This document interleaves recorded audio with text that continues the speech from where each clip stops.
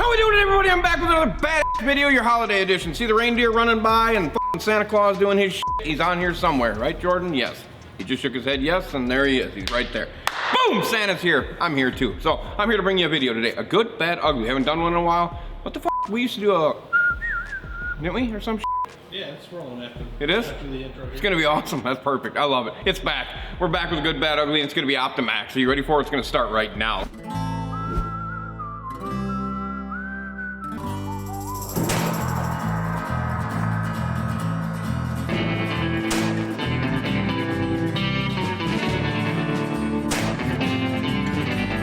Here we go. Optimax. I don't have any paperwork on me. I'm just going right off of what's up in this noodle right here. I'm just burning it right today. I'm burning. I'm excited. I've had like 9 Pepsis. It's the middle of the winter.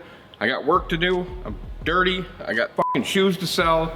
I got basketball games to go to. I got a wife to go home once in a while and give her the love and say hi to my kids and fucking get back to work, if you know what I mean. Give me a Pepsi. Let's go. Bam! Here we go. All right. Good, bad, ugly, Optimax. Enough about me. Let's talk about this behind me. There's one sitting here with its cowling off right behind me. All right. Let's start with the good.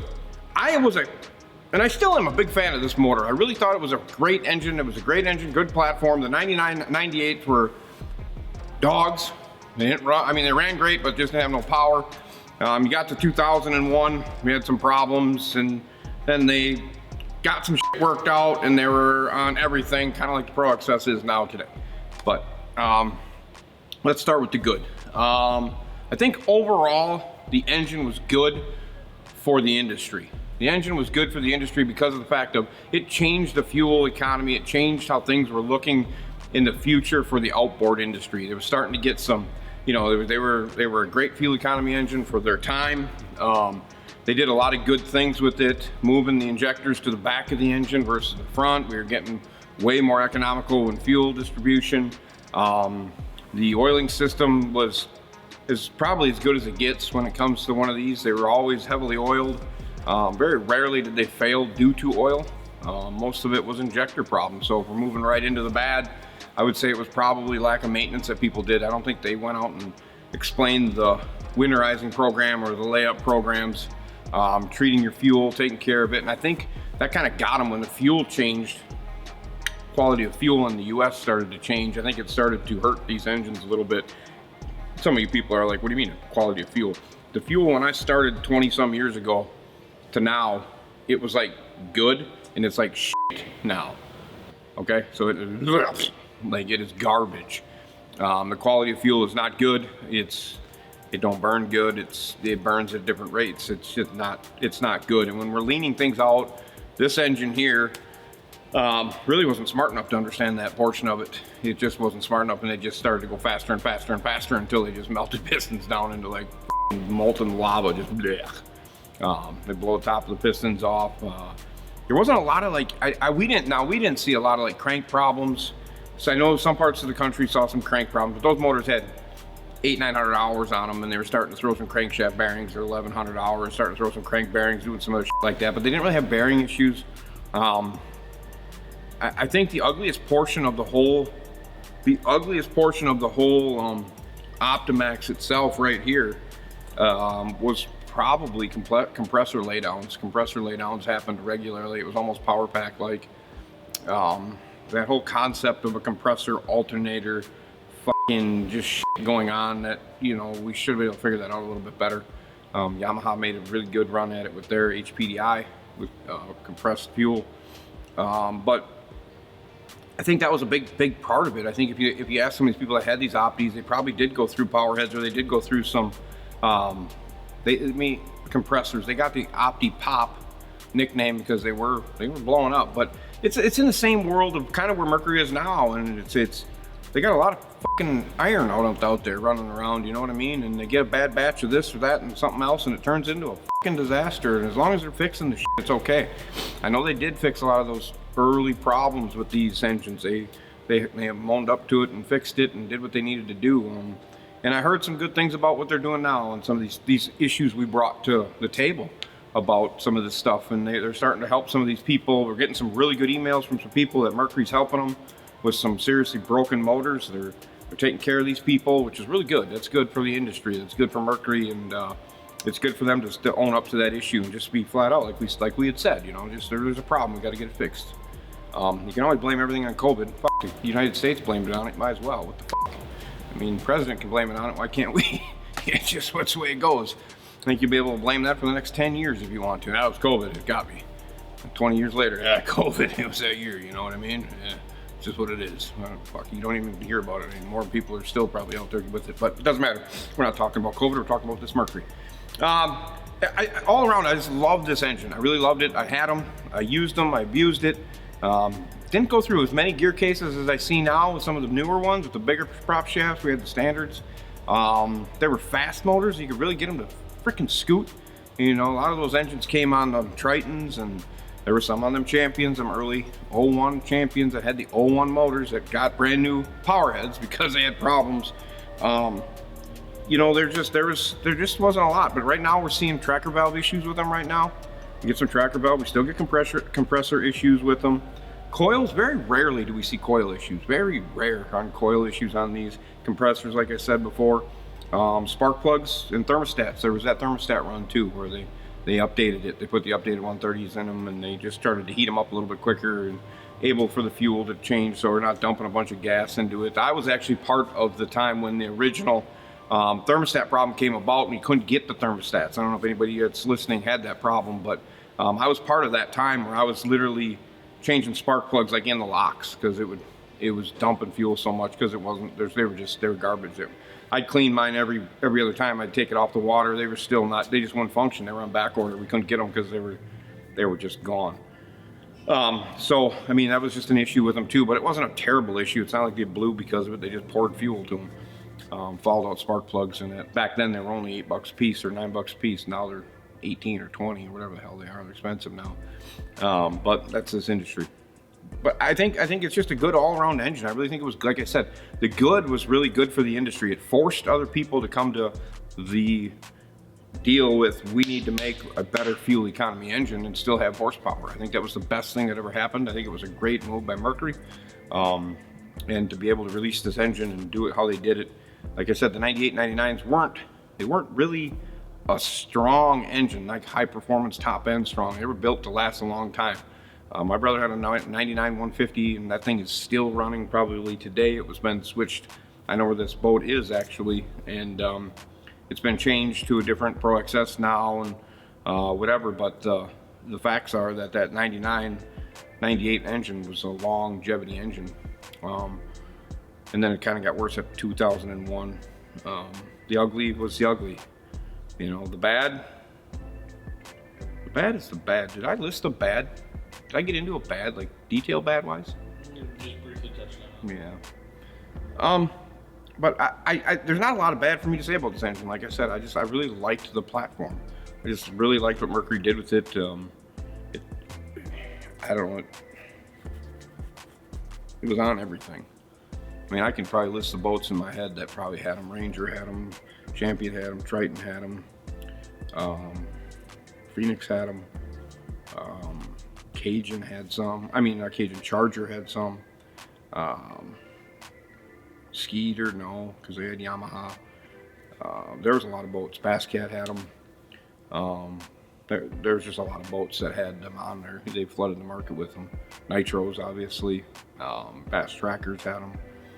There's a lot of good that came out of the engine, and there's bad. I mean, you're gonna get some comments. That's what we want. We want comments on this stuff, because the thing about this video is, guys, is there's still people out there buying these engines, right? They're still buying these boats. They're still buying these boats packages, and they need to know the issues that you had, you know. And that's why this is a good platform. It's a good platform for people to come to, and we're hearing more and more positivity about that, about the people coming to this platform and listening to you guys. So you're being just me also, but you're typing the right words, you're typing the right verbiage for these people to understand that, all right, yeah, at 600 hours, I had these problems go bad. So these guys looking at a motor that's 550 hours, he knows that this stuff could be coming. That is huge to people. I mean, you are literally a resource to the rest of the world when it comes to engines and boats and accessories and stuff like that. That is the funnest thing I have about sitting here and reading you guys' comments, and I do read them at night or in the morning or whenever, Yeah, I do read them. I do read every one of them, and not every one, I guess I shouldn't say that, but I do read a ton of them, and I just love listening to you guys talk about your experiences with the motors and the boats that we're talking about and the accessories, because that just rings true to this whole boating world and this marine industry, that you guys really are all connected some way, shape, or form, and it's just a good deal. It's a good vibe. For you guys as the consumers, and that's just what we do it for. We do it for the consumers. We don't do it for Mercury. We don't do it for Bass Cat. Like I said, no affiliations. We don't care about any affiliations. We do it just for you guys, and that's the cool part. But that's your good, bad, and ugly on this machine behind me. They made it a long time. 99, 98, 99, 2019, early 19. It's got to be in that ballpark. Shit, that's a long time.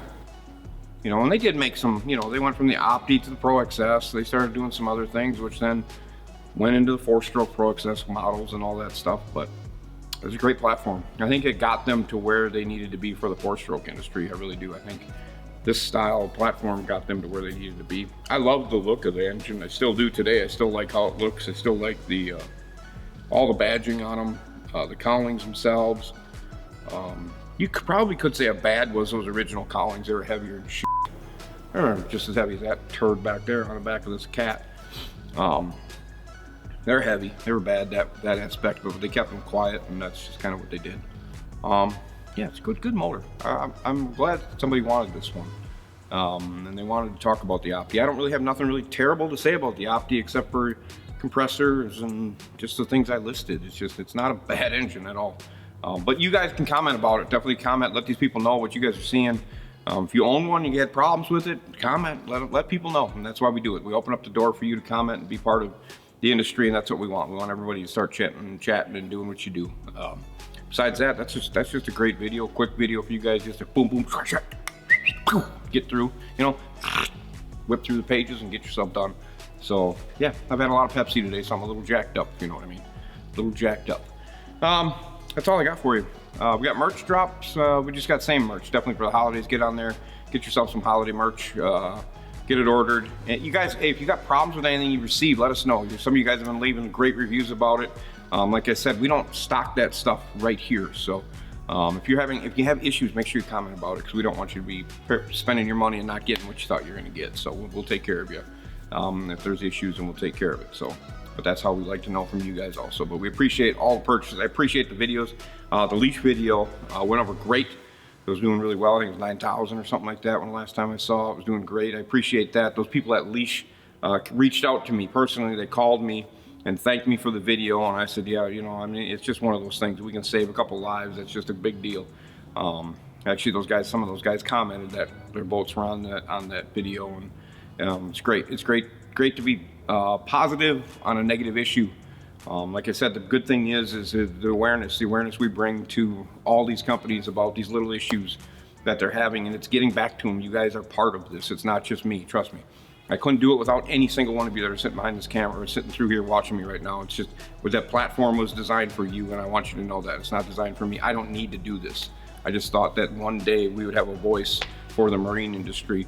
And you guys are proving that. You're proving that we have a voice. You're sending me these issues, and I'm not afraid to go to battle for you, the consumers, about these issues that are happening with these engines. And I feel now the points across that I think most of these companies, I think Jordan would agree with me, are open to it now.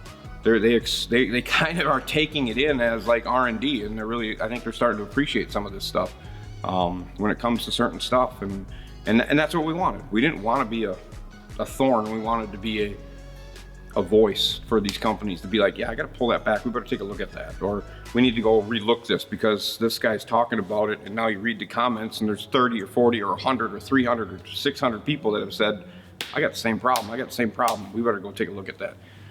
And you know, 600 turns to 1,000, 1,000 turns to 10,000. And then of course, all of you guys start talking and we get, you know, 80, 90,000 people doing their thing. And that's power. And that's what's cool. So I cannot thank you enough for everything you guys have done for this show right here, this little tiny YouTube that started I don't know how many years ago with a thought, and it's turned into what it is, and we can't thank you enough. We put a lot of effort into it, we put a lot of thought into it, and you guys make it a lot better when you just start sending us that stuff, and I can't appreciate it any more than just by saying thank you. So This hat's available if you want one of these hats. Not this one, because this one's damn near wore out, but I refuse to turn it in. So, but yeah, it's been a great year.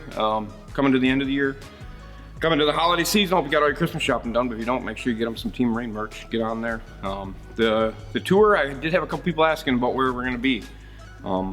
We're gonna try to get out of here. We're gonna try to get out of here and go somewhere. Jordan's got baby at home and he's got things to do too. I got shit to do here and stuff to do over there, and I got a son to follow in basketball, so we got to make sure I can get away if we're gonna get away. But if we don't get away, we're gonna try to get away at some time just to come see you guys, because tons of people asking for us to come to certain areas, certain shows, and do some stuff like that, and we're gonna do our best. It's just maybe not feasible this year yet, but we'll see. We'll try to get out of here for a little bit at least. Try to get some of these areas. But comment for sure if you got an area where you think, I think that would help us. If you got an area where like if like Illinois and Minnesota, you guys could pick an area, we could show up and we could hang out. I'd got no problem hanging out with anybody.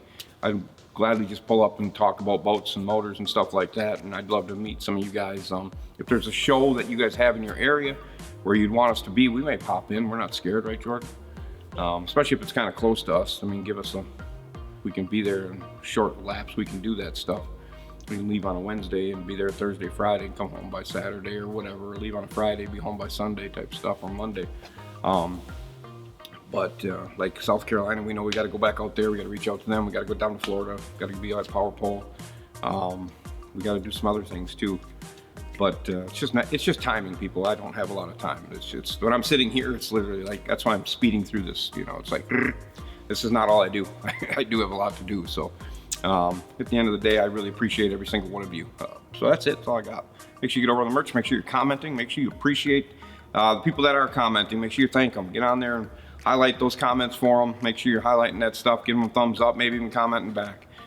Make sure you keep it cool. Keep it cool on there. I don't like to see any of that bad mouthing stuff going on to other people about their stuff, because they're just talking just like I am right now to try to make you more informed on what happened. So be cool about it. All right. Appreciate all of you. And once again, as always, make sure you comment, subscribe, and click the notification bell to witness the madness. I hope everybody is soon to scream at every convention we go to when we walk in the door. Speed, money, no brakes. I'm out. See you.